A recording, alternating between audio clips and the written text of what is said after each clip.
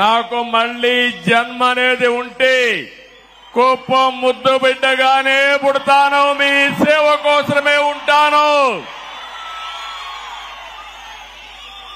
అలాంటి అరుదైన అనుభవం ఈ నియోజకవర్గం. ఈసారి ఎన్నికలు జరిగాయి. 164 మంది ఎమ్మెల్యేలు గెలిపించారు.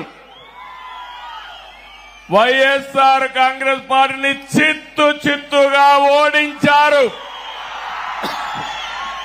11 సీట్లే గెలిచారు. అంటే ప్రజాస్వామ్యంలో ఎవరైనా సరే విర్రవీగితే ఇదే గతి పడుతుందని ప్రజలు నిరూపించారని చెప్పి నేను మీ అందరికీ తెలియజేస్తున్నా. కుప్పం నియోజకవర్గం ఉంది, నా సామాజిక వర్గం లేదు గాని ఈ వెనుకబడిన వర్గాలే నా సామాజిక వర్గం.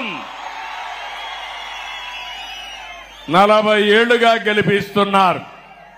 అందుకే రాష్ట్రంలో 8 మంది కేబినెట్ మంత్రులుగా బీసీలను పెట్టాం. ఇది ఒక చరిత్ర.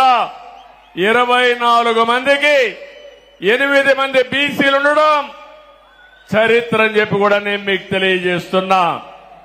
ఈరోజు 4వసారి నేను ముఖ్యమంత్రిగా ప్రమాణ స్వీకారం చేశాను. ప్రమాణ స్వీకారం చేస్తానే పోలవరం పోయాను, అమరావతికి వెళ్లాను, అసెంబ్లీ సమావేశాలు పెట్టుకున్నాం, కేబినెట్ సమావేశం పెట్టుకున్నాం. తర్వాత నాకు ప్రత్యక్ష దేవుళ్లైన కుప్పం దేవుళ్లని కలవడానికి ఇక్కడికి వచ్చాను. ఇక్కడి నుంచి ప్రజాక్షేత్రానికి వెళతాను.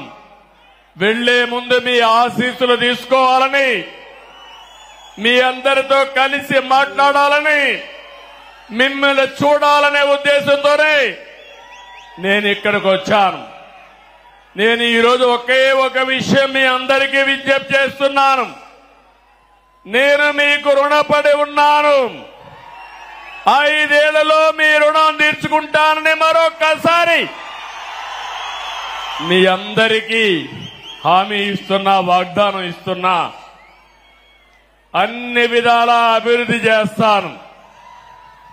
భగవంతుడు నాకు ఎంత శక్తి ఇస్తే అంత శక్తిని ఉపయోగించి కుప్పాన్ని అగ్రస్థానంలో